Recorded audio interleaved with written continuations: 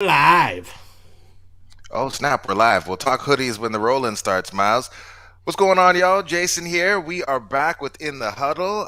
Tonight, we're going to be talking trade deadline. Should the Vikings be buyers? Should they be sellers? And we're going to be getting back to talking about some football. We are going to have a special guest on tonight to talk to us about this matchup with the Cowboys. And halfway through the show, he's going to replace Dave. So stick with us through the roll-in. We'll be right back to talk a little Vikings on In the Huddle. Huddle around as Climbing the Pocket Network presents Jayson and the boys talking everything Minnesota Vikings. Watch the countdown timer.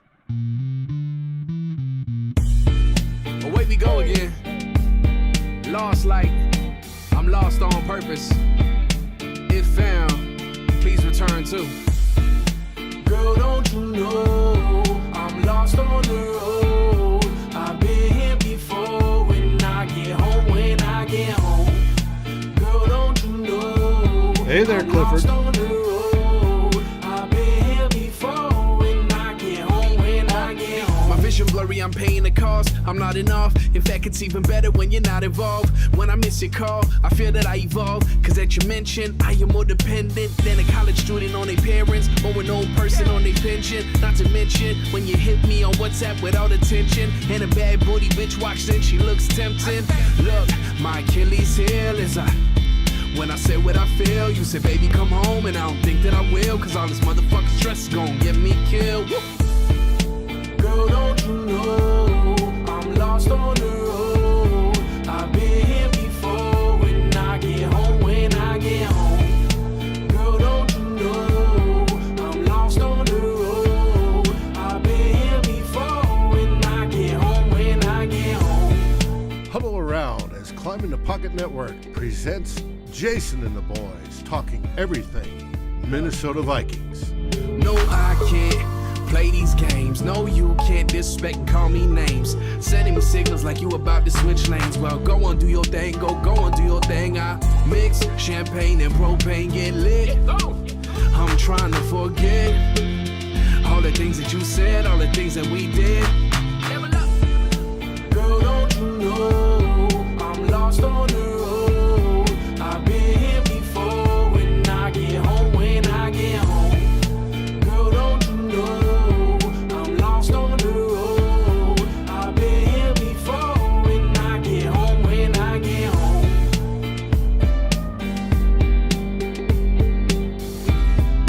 Watch the breakdown. And I get home when I get home. You just gonna act like we normal now. Good luck. Don't you try to call me with that bullshit, telling me you're sorry. You act too quick. That's somebody else's problem now. You're somebody else's problem now. Don't you try to call me with that bullshit, telling me you're sorry. You act too quick. That's somebody else's problem now. You're somebody else's problem now.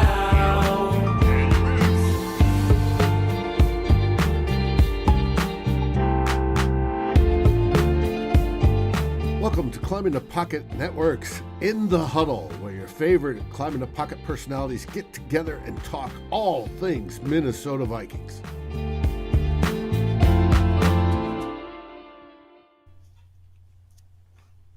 All right, we are back. We made it to the other side, and we're here to talk some football. We had a bye, we had some time, maybe get out there with your family, spend some time in the outdoors. Well, we're back. It's Tuesday.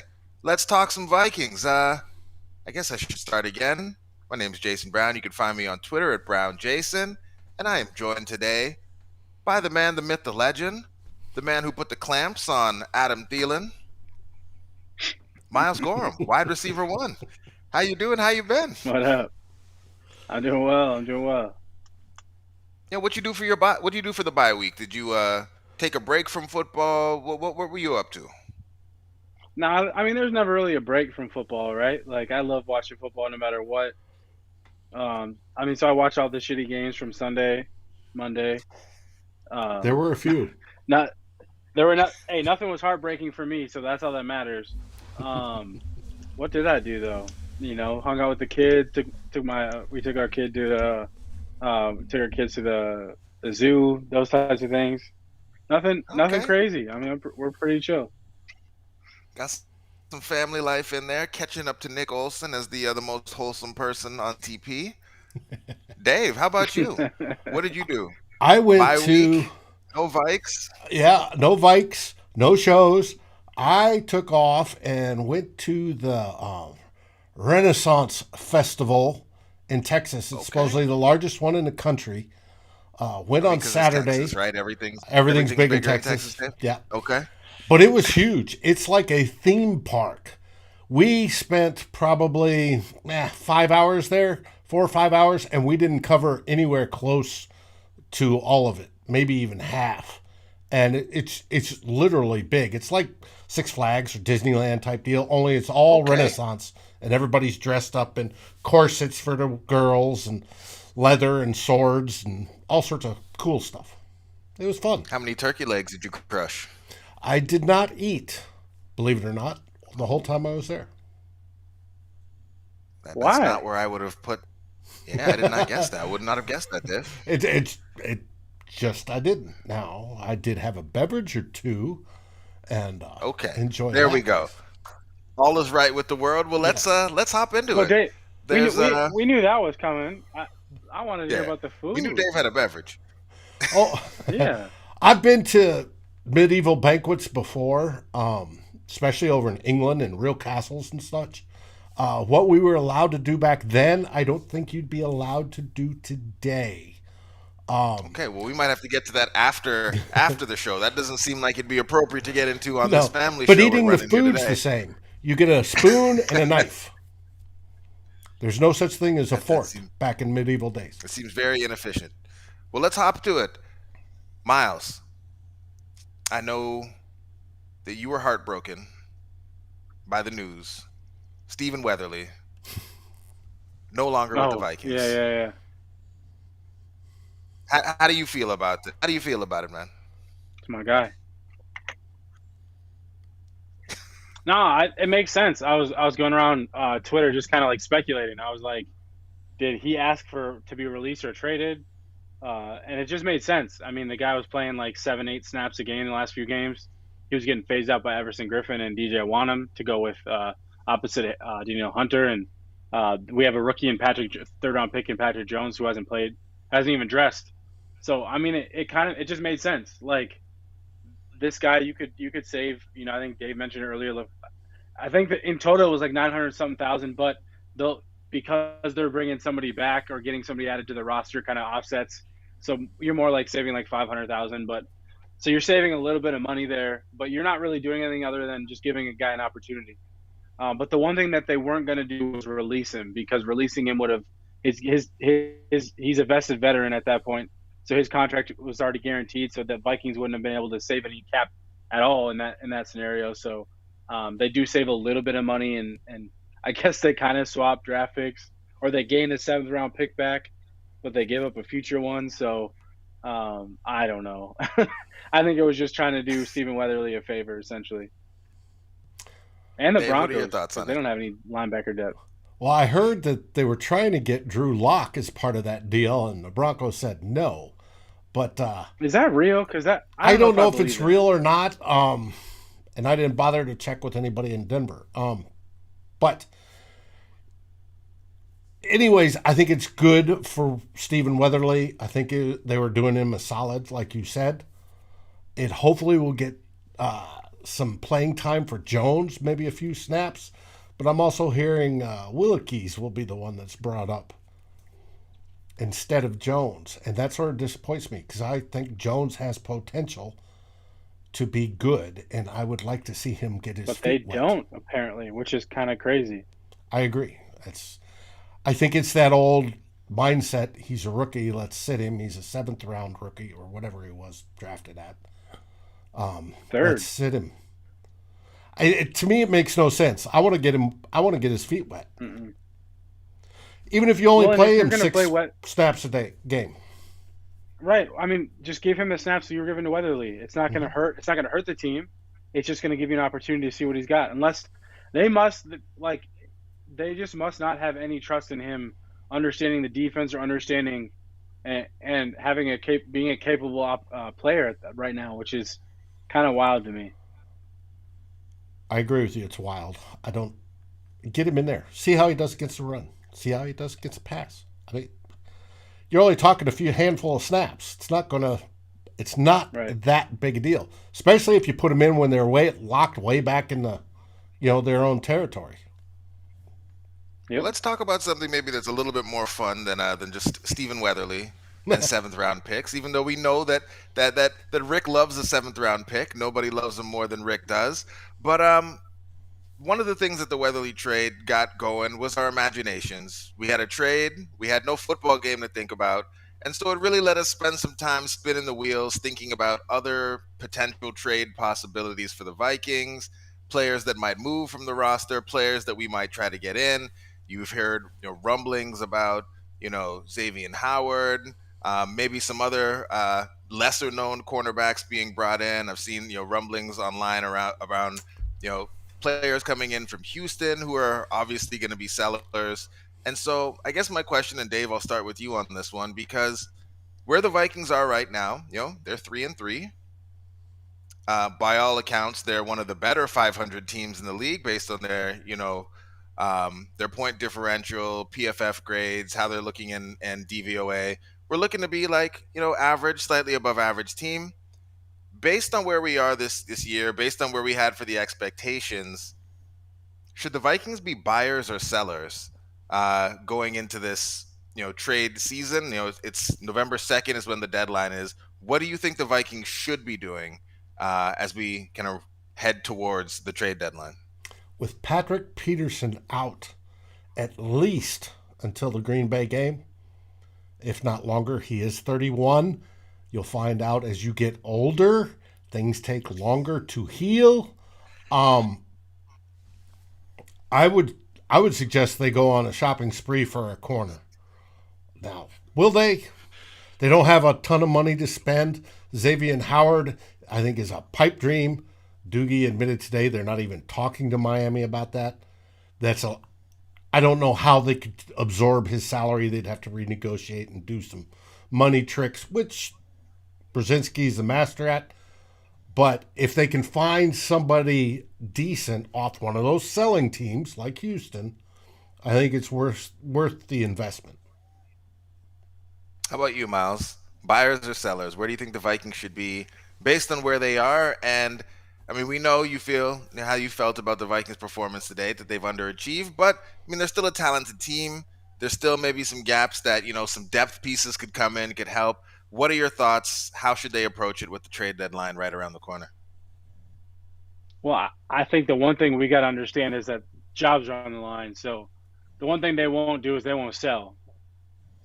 People could say like Stephen Weatherly was considered that wasn't a sell. That was just them giving a veteran that's been around the team another opportunity that he wasn't getting here.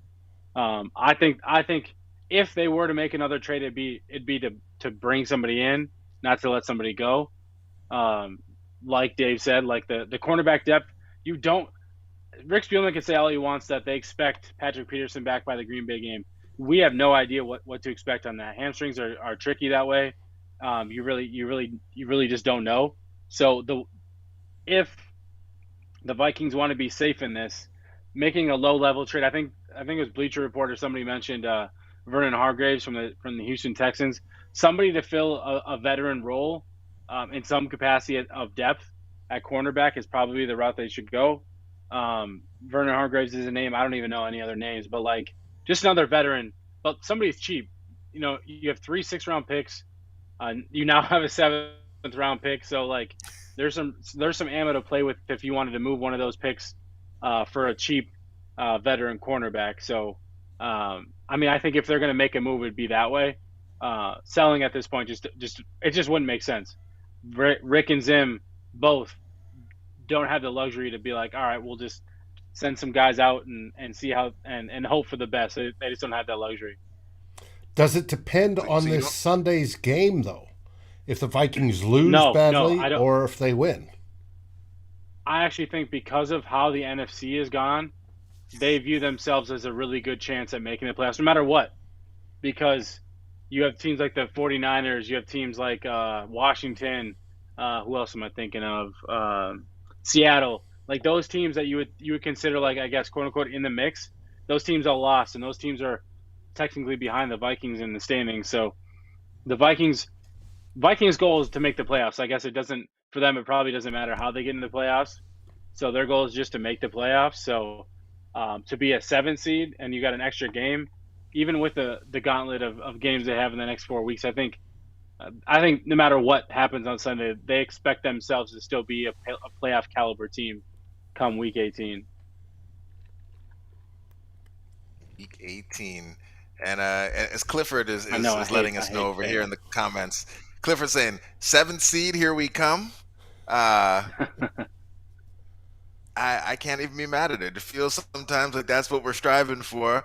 But I guess could you see? I know, Miles, you said we're not going to be sellers. Can you see any surprise players? Like I think we were all caught a little off guard with like Ngakoue a couple of years ago, where they just kind of flipped him back. Like, could you see like any other players who maybe they're not great, but they're a name that people know that potentially could get moved at the deadline that might catch people off guard?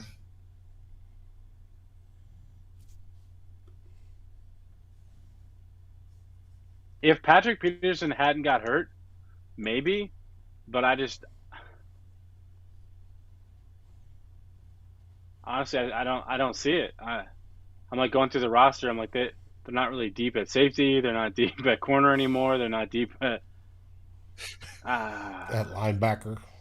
I mean, D.D. Westbrook, I guess, is like the only other name. Ryan I would could die think of. if that happened.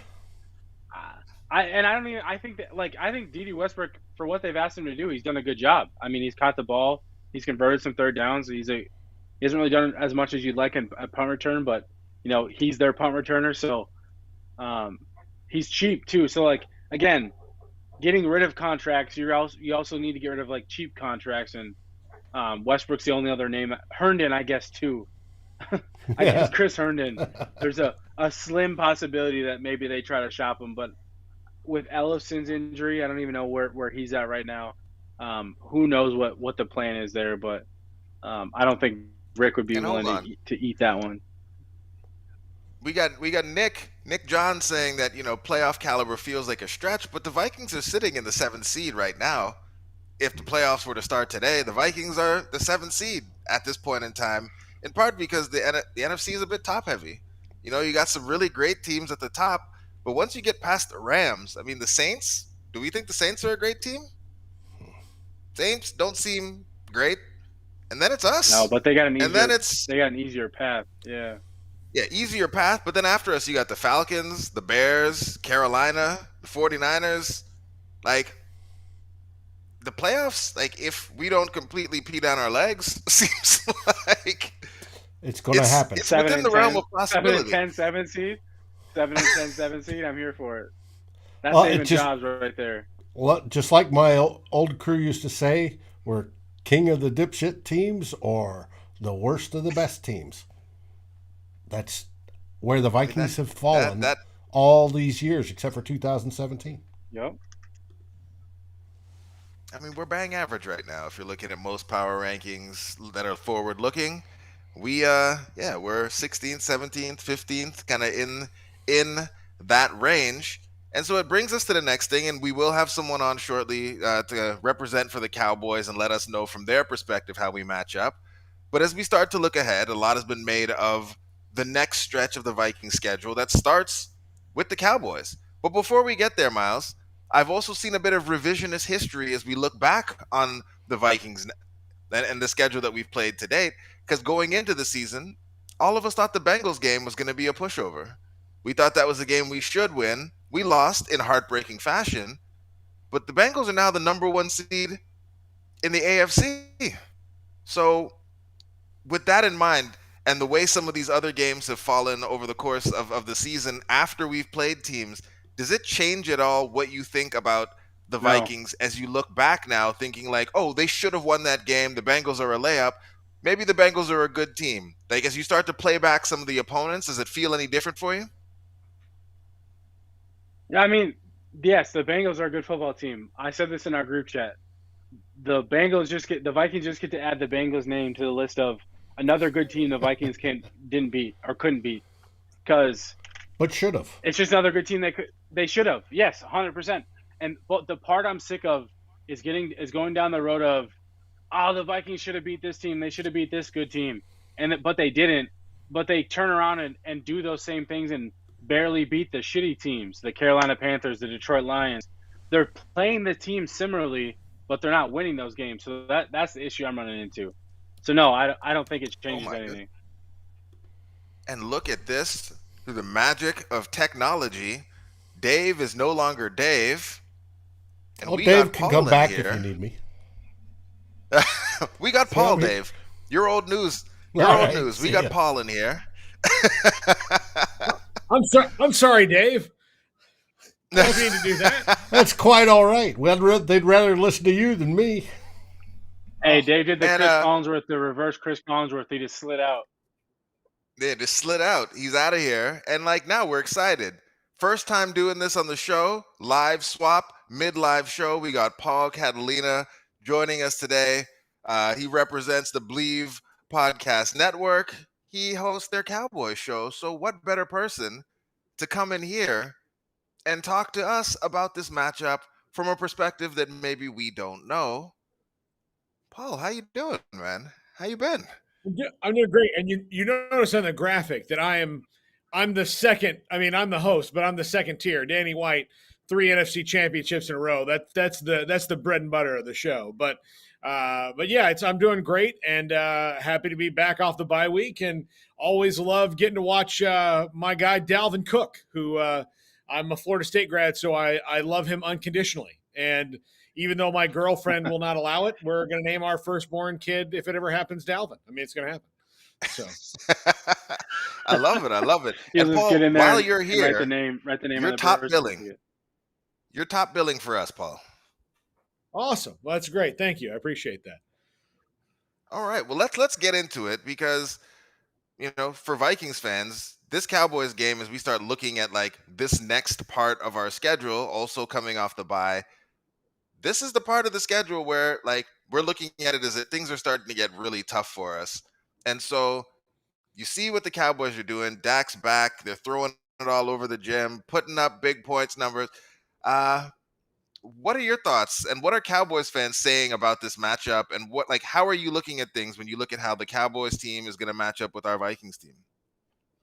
Well, as a lifelong Cowboys fan and as someone who's professionally covered the team for the last 15 years and has been in that locker room and seen ups and downs, this is the most excited I've been about a team in a long time, but it's also the most terrified because you see there's a lot of things that they're doing they haven't done before. Like they have injuries and it doesn't matter. They win. They Lyle Collins getting suspended last year, 2 years ago would have sent them. They'd have been on a 3-game losing streak, no matter who they were playing.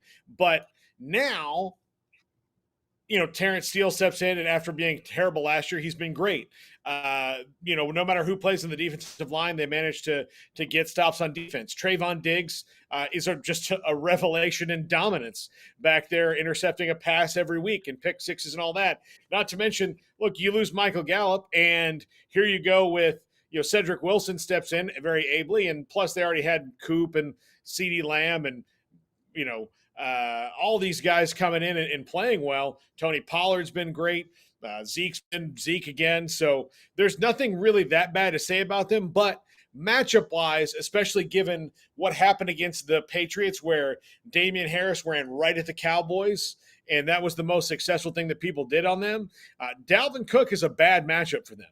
Heck, Alexander Madison, if Dalvin Cook, were to leave the game, would be a bad matchup for them. You've seen what happens when Madison comes in and plays really, really well. So I think this is a tricky matchup, and Kirk Cousins knows the Cowboys from playing them twice in the division back when he was in Washington.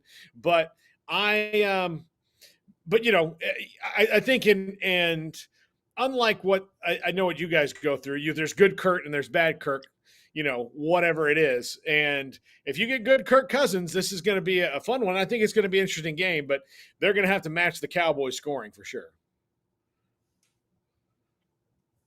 And that's the thing that we've all been thinking about in this matchup is your weapons against the Vikings defense. And coming off last season, it was something that was really terrifying for us because it was an uncharacteristically awful defense for the Vikings. We started to move our way back to an area that feels a lot more respectable as the Vikings defense is playing a bit more like we would expect a Zimmer coach defense to play. Uh, how are you expecting the Cowboys to look to exploit the Vikings defense in this matchup? Well, I think what they do to everybody, regardless of who it is, and I know that there's really good players on that Vikings defense, but I think that what they'll do is they're just going to come at you with weapons. You know, it's just what are you going to risk not covering and try to make the Cowboys beat you? That's how they kind of attack the defense. And so if you watch the last couple of games, especially against teams that are, below them talent-wise, they're close in the first half. And of course the Patriots game probably shouldn't have been as close as it was, and that one was a weird one, but they were kind of dominating that game in many aspects before the Patriots got back in it. But they're close, and then once they figure out okay, you're not going to cover Dalton Schultz, well, third down, Dalton Schultz. Okay, well, you're going to double CeeDee Lamb, well, that means that Amari Cooper is going to be open. Well, you've got everything accounted for across the field. They're going to throw a pass to Cedric Wilson on a little, 7 route on the sideline. He's going to make a big play. So it is just lulling you into what do you want to stop. The Patriots sold out to stop the run. It almost worked. The Bucs stopped the run, and I think that's probably why the Cowboys ultimately lost that very close game. The Patriots sold out to stop the run, but if you do that, that means that Dak Prescott can have himself a day, and so there's really no good answers if you're an opposing defense on the Cowboys. You just kind of have to hope it's an off day because their offense is so explosive and there's so many weapons. And Dak has gotten so good that it doesn't even matter who's playing wide receiver. Like Noah Brown, who used to just come in on running plays because he's the best blocker and he was on special teams, is catching 25-yard passes. Like what's going on here? So Miles, I'm going to put you on the hot seat. What are you doing in that situation? I was just gonna say I love the way the Cowboys have started to utilize Tony Pollard too. I think Tony Pollard's a really good blueprint for the way the Vikings should try to use Kenny Nwangwu, the Vikings rookie running back that they drafted in the 4th round. He's got speed for days. I mean, he was coming off an injury, so we'll see how he's eased in if he gets to play at all. But like the same way Paul is saying the way the Cowboys should attack the Vikings should turn around and do the same thing to the Cowboys. They have the same kind of weapons. You have a great running back. You have 2 really great receivers. I think, obviously Micah Gallup's hurt, so I would add him into the mix, but he's obviously not going to be there. So, 2 great receivers for both teams. I think the Vikings and Cowboys tight ends are probably similar. I think I'd give the edge to Dalton Schultz, but Tyler Conklin's no slouch. Obviously the O-line's is probably the key difference. I would say Kirk Cousins is playing really well, and he has been playing well this whole season. So I'm not going to say I think Dak's a better quarterback than Kirk Cousins. You won't ever hear me say otherwise, but I think Kirk can throw with the best of them when he's playing well, and he has been playing well. So I think the way things go, the Vikings should be trying to attack and be aggressive toward the Cowboys defense the same way the Cowboys offense is going to be attacking the Vikings defense. But we know the Vikings are going to take the blueprint of what the Patriots did, and they're going to try to run the ball down their throats, and they're going to try to win that way. And I mean, Dalvin Cook, it's obviously Dalvin Cook, so you don't blame them for getting him the ball, but I would like to see a little bit more focus on attacking the edges and stretching the Cowboys defense out a little bit more. Well, and look, the Cowboys defense has played well, but they're not by any stretch of the imagination dominant. I mean, look, save for Trayvon Diggs and Randy Gregory, Micah Parsons, who's really making plays over and over again. They're good. Right. Osa Odighizuwa has been a really nice piece to add at defensive tackle, the 3rd-round pick that they had. He's played really well. And they haven't had Neville Gallimore, who was supposed to start at that position all year long. He got hurt in training camp. They haven't had Tank Lawrence, which Lawrence and Gregory together will be nice because let's face it, the Cowboys they could lose all the rest of them except winning the division, and they'll go to the playoffs because their division is booty. It's just terrible. So they'll win that. They'll win that division. They can get really cold and still win it. So I think that having those guys back for the playoffs would be great. But there are going to be problems, and a team like the Vikings, when you talk Cook and Thielen and Jeff, all these guys that they have, that's bad matchups for anybody, especially the Cowboys. Now, can Trayvon Diggs, make one of those, make Kirk Cousins do one of those Kirk Cousins things where he trusts himself too much and throws a pick six? Like, that's what they hope. That's how they've kind of been turning the tide, and then they make teams desperate. I think that's the thing is, you have this great offense, and then you turn around and here you've got Trayvon Diggs running pick sixes back. Now you make teams desperate. So they kind of have to abandon their game plan. If the Vikings, honestly, if I was Mike Zimmer and everybody in the Vikings, I would just keep calling Dalvin Cook's number until those corners walk up a little bit. And then I'm going Thielen, Jefferson, whoever wants the ball, and making the Cowboys really work for it. I'm not abandoning the run until the Cowboys are up to a point where it can't. But sometimes teams get down 10 or 14 to the Cowboys and like, well, that's it. We can't run anymore. Well, it's just 2 scores, man. Like, they can't stop it if you do it. So that's when the Vikings have been at their best, though, Paul. Like, yeah, Jayson, I was just going to say real quick, the Vikings are the best when they're down because that's when they actually start playing aggressive. You'll see a lot of – they'll probably script their first drive where they'll be aggressive, but then after the game settles in, they'll slow themselves down and try to slow the pace of the game down, but they'll take away their shot plays and they'll take away some of the deep play action and those things. And that's what frustrates me the most is the Vikings, when they get desperate, that's when they've played their best because they're like, oh, shit, we finally actually need to win the game, not – oh, we need to keep the game close. And so, yes, I'm with you, Paul, because it wouldn't surprise me at all if Kirk threw a pick six because we haven't seen it this year. And Trayvon Diggs is the perfect type of cornerback to even get picked on a little bit, but then for him to get his revenge at some point in the game, pick six, and then the Vikings are playing scramble and hurry up mode. But that's when the Vikings have kind of – that's when they've got more aggressive this season as of, compared to recent years. Yeah, and I wanted to just ask you about Trayvon Diggs because he's someone that obviously, like the pick sixes, they get a lot of shine. But when you start to dig into like some of his advanced stats and his PFF grades and some other things, it paints a picture of maybe a more streaky player than the highlights would have led us to believe. What are your thoughts on him, and how do you see him matching up with the weapons the Vikings are going to be throwing at him? Here's the deal. I've made peace with the fact that he is going to lose some battles because he's aggressive. I think you have to do that. And the Cowboys for years have struggled to create turnovers. So it's the route they have to go. And some part of me thinks that sometimes Trayvon Diggs will let you complete a big pass on him so that you try it again and think like, oh, all this has been a fluke. And then, he's got the best hands of any cornerback you're ever going to see. If the ball's in his range where he can catch it, he's going to catch it. It's not going to be, he's not one of those guys who wound up a DB because he couldn't catch. He wound up a DB because it was the best thing for him, and Nick Saban put him there. So I think that, there's going to be some times that where, receivers will beat him. And to be honest with you, if you look at the receivers he's faced since the Bucs game, and the Bucs had the most success over him, he hasn't faced anybody like Thielen and Jefferson. He hasn't done that.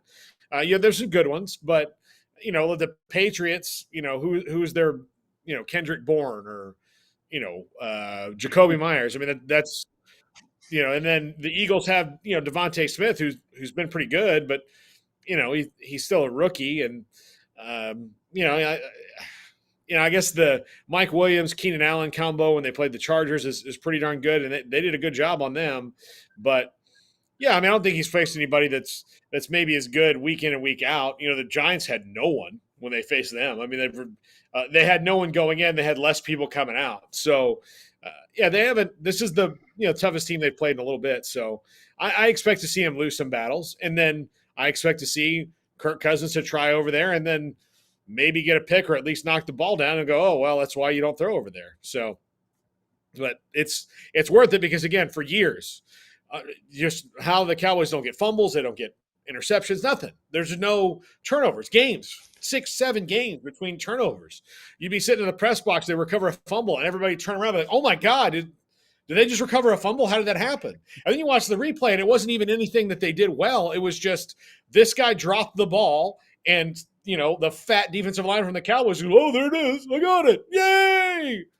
Me got ball. I mean, that was how it was. It wasn't anything they were doing scheme-wise. So it wasn't that great. So I think Cowboys fans will gladly give up getting burned a couple times if it means having game-changing plays that counteract it. I love that. I had a quick question for you, Paul. It's been asked. Oh yeah, go ahead, Miles. I was just going to ask about Dak Prescott and see and ask how he's doing. I love Dak. I think Dak Prescott's been one of my favorite quarterbacks. But I just how's he doing? I would prefer like a as close to fully healthy Dak on Sunday because I want a good game. But I'm sure obviously if the Vikings get a W because he's limping a little bit, I don't think we'll complain either. Yeah, I think he's going to be okay, and you probably won't see as much Dak running the ball as you normally would because he's only had a couple weeks or even just kind of a week or so to heal that calf up, but they didn't seem too worried about it. There were pictures going around on social media the other day of him at a country music concert wearing cowboy boots and kind of dancing around. So I don't think the Cowboys would really kind of let him go and do that if he was in any kind of trouble. I think that there's a very clear Cowboy injury speak when they're really concerned. First of all, they don't if the guy's really injured, they don't let him talk to the media, and they let Dak talk to the media. So that's been going back no matter what the coach is. So he's been talking to the media and saying he's fine. So I wouldn't think he's really all that bad. And then the other thing is if a guy is really hurt, you'll hear the Cowboys say the term 4 to 6 weeks, which means something is torn, something is broken. Maybe he's dying. We don't know. We know that. 4 We know to that 6 one. weeks. It's a tweak. It's a tweak. We know that one. We know that one well. Yeah, 4 to 6 weeks. Oh, probably 4 to 6 weeks, which is they know it's bad, but they're hoping for a doctor with a second opinion. Be like, no. You see here, that was just a smudge on the MRI. No, that's when they know it's bad. So, Paul, outside of the Cowboys' run defense, what has you most worried about this game? The Cowboys' pass defense, the fact that they get a little too risky on special teams, like the Cowboys' defense does. They do, and I'll tell you, the Cowboys are going to lose a game this year, and the Dallas media will go batshit crazy about it because Mike McCarthy did something like went for it on 4th and 7 at his own 38-yard line, in the second quarter, up a touchdown, and lose game because that turns the whole thing, or whatever, and or they fumble they go for a fake punt and fumble the ball, something like that, where they don't need to do that because they're too aggressive. I think that's probably my biggest concern with the Cowboys is that they're going to play a good team that when they're aggressive is going to capitalize on it and make it happen. For example, with the Patriots, they put the Patriots in the game at the beginning by going for it 4th and 1 at their own 34. And now I didn't begrudge the decision. It was maybe not so much a bad decision, it's just a bad angle by Zeke on the run and a great play by the Patriots. But sometimes when you've got a team that can score on most every drive, you can punt sometimes. And I think, a team like the Vikings is starting to play better, maybe punt. Live to play the day. But other than that, I think that the special teams they get a little kind of risky on special teams, and that always kind of worries me. Yeah. So we've talked about Diggs, we've talked about Dak, we've talked really about the players that have a national spotlight on the Cowboys. Who are the players that maybe we don't know about that could have an impact on this game? Anthony Brown's been playing really well on the other side of Trayvon Diggs for what is expected of him. I don't think much was expected of Anthony Brown. I think Jaron Curse has been fantastic, and Oh, we know he him. We is. know him. You know him well. He wasn't good when he played for the Vikings. He wasn't good when he played for almost anybody. And all of a sudden, he's playing for the Cowboys, and Dan Quinn's made him good, and Al Harris. So good for them. But that was a guy I think they brought in as a camp buddy who's now one of their best defensive players. I think we're starting to see a little bit more of what's expected out of Malik Hooker, and he's just coming off of injury. So those guys flying under the radar a little bit, and look, Trayvon Diggs is going to get all the press, because of what he does. Micah Parsons is going to get all the press, but they've gotten contributions from lots of different guys throughout the season. It was Chauncey Golden, one of their draft picks, a third or fourth rounder.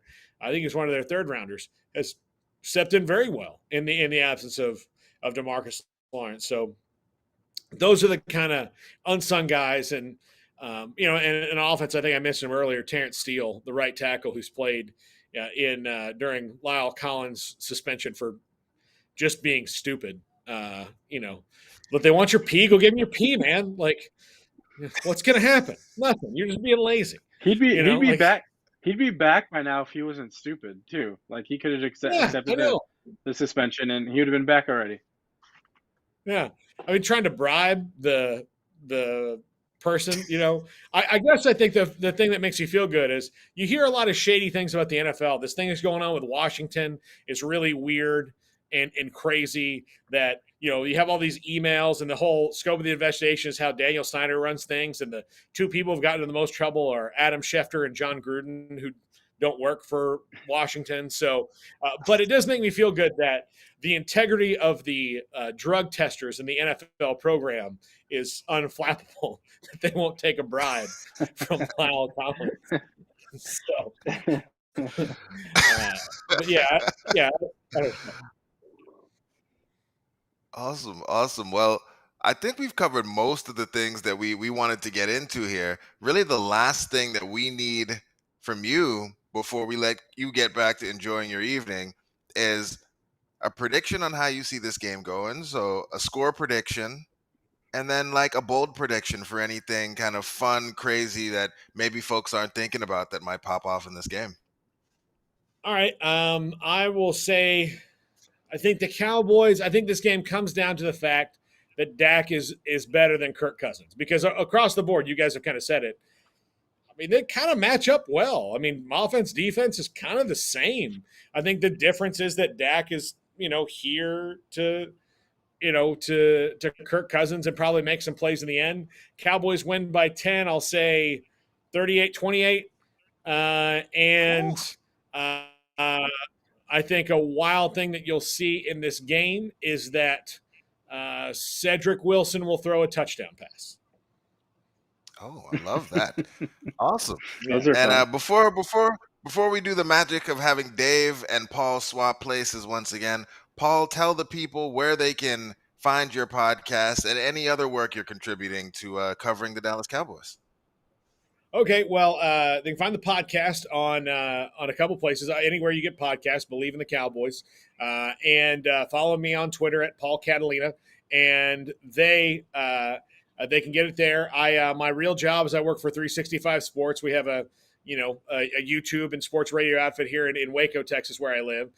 We cover college football and the Cowboys and pretty much everything, but we're kind of our focus. And you can find us on YouTube at 365 Sports. We have an NFL page where you can watch the podcast with me and Danny, and then watch my daily show from 3 to 6 Central every day on the 365 Sports main page.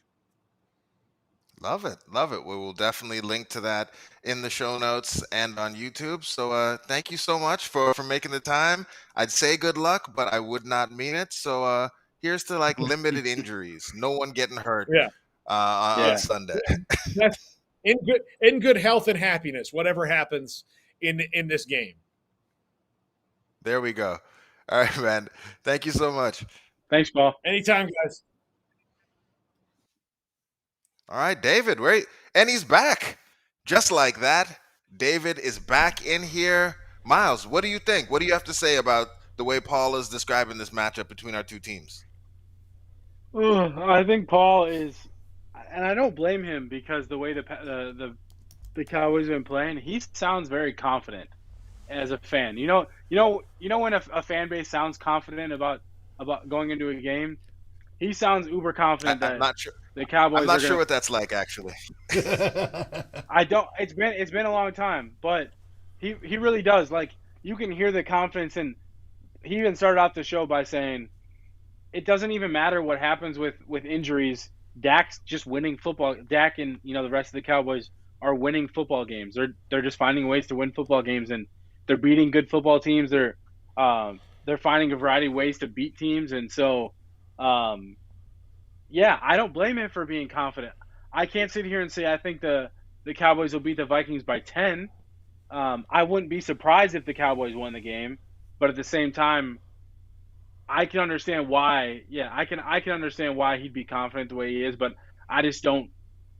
Being at home for the Vikings and just coming off the bye week 2, I just don't think the Vikings will let the game get out of hand. I don't think 10 points is completely out of hand, but I just don't see the Vikings letting the game get out of hand and be that confident and that comfortably close of I should say, win for the Cowboys. How about you, Dave? Oh, I agree with coming out of Miles that, feeling 100%. confidence. I agree with Miles 100% completely. And the problem with that confidence is there's always a fall. And there's, that one game where it just doesn't pan out. And I'm hoping that Sunday, with our crowd, and they're going to be primed before the game, they'll have all day Sunday to be lubricating. And they're not the only ones, so will I. But they'll be ready. And we know that home field advantage has gone away in a lot of the NFL, but it hasn't at US Bank.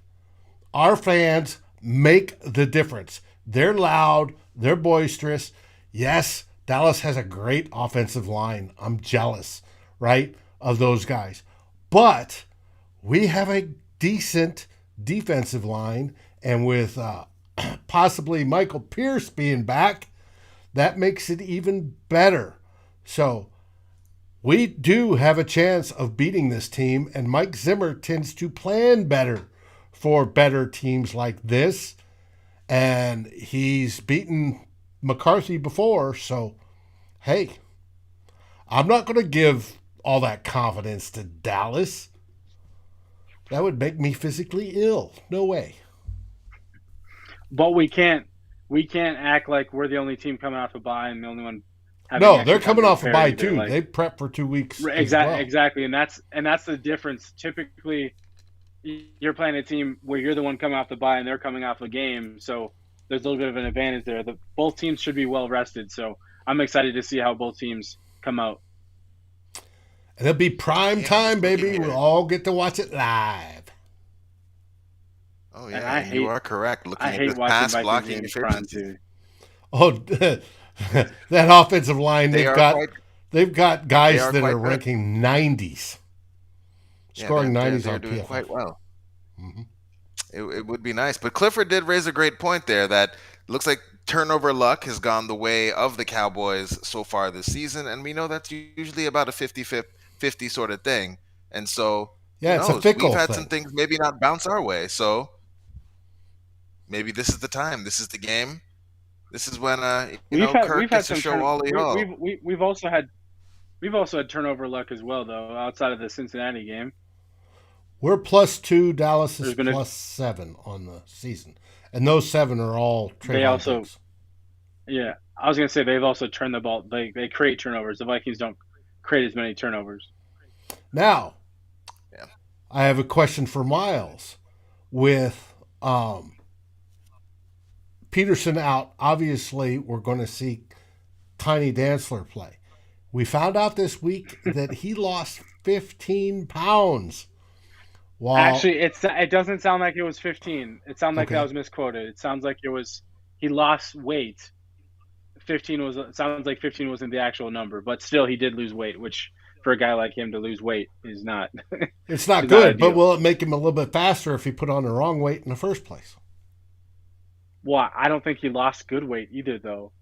Right. So I don't think that changes much. I think as long as he's healthy, I mean, this is a really good test for both Breland and Dantzler. I actually think I'm more worried about our cornerbacks than I am the Cowboys, because I don't think the Vikings cornerbacks are as good as the Cowboys, and for obvious reasons. But Are we playing more cover I think two? this is a really good. Yes, I think what Zim will do is Zim will do a little bit more to protect those guys than had they had Patrick Peterson. Then he didn't need to protect him as much because Peterson was playing so well.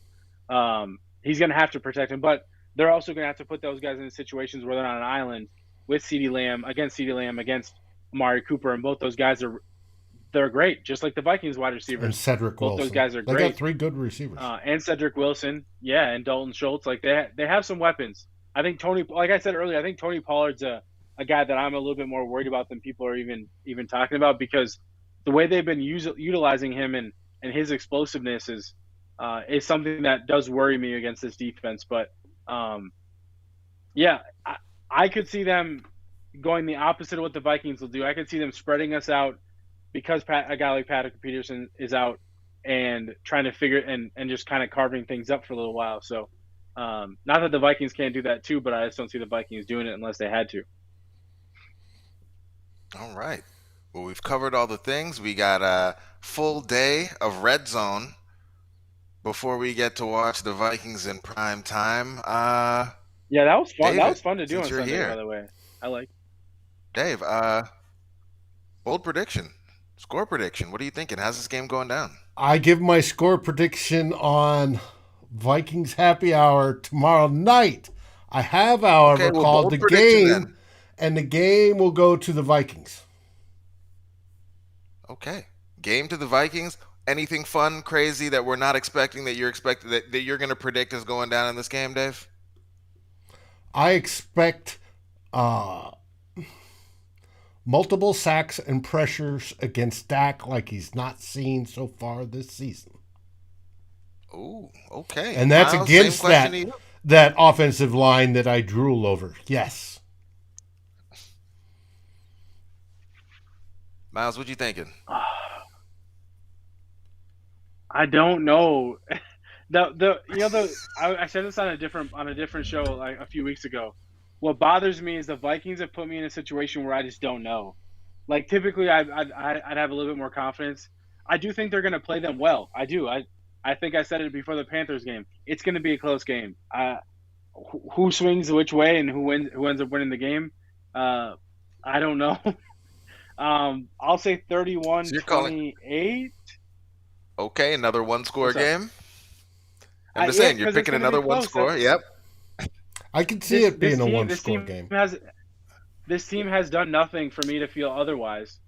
And so, 31-28.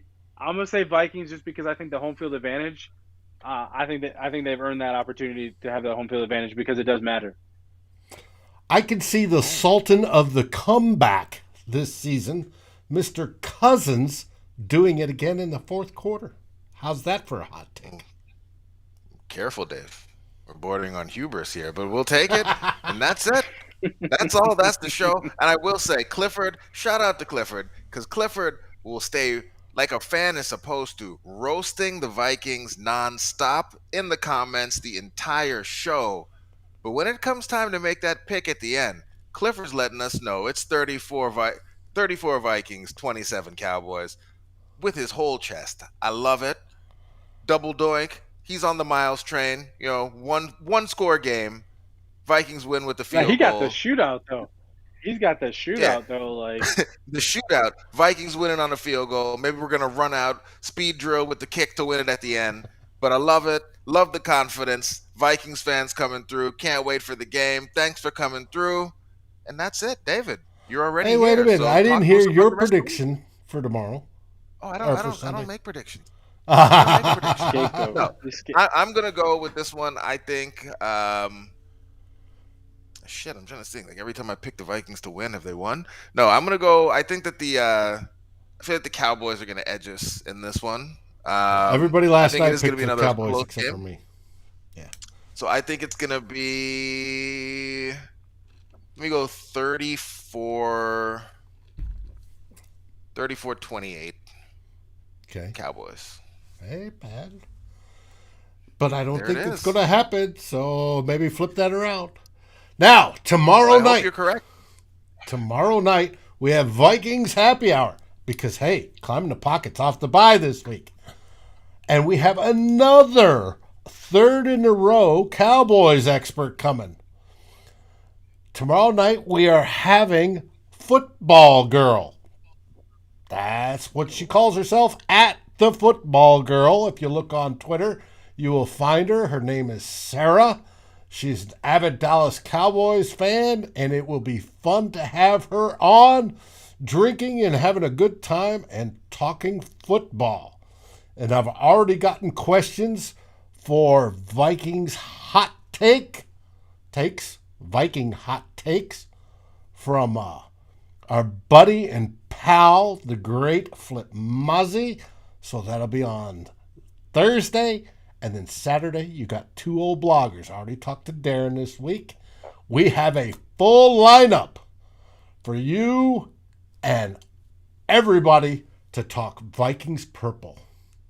Any last word, guys? David's fired up. SKOL. Play the music, I'm David. ready to roll. SKOL Vikings!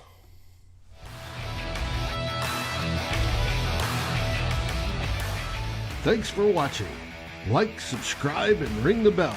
And if you're listening on your favorite aggregator, make sure you rate us. And always feel free to join the conversation here at Climbing the Pocket. SKOL, everybody.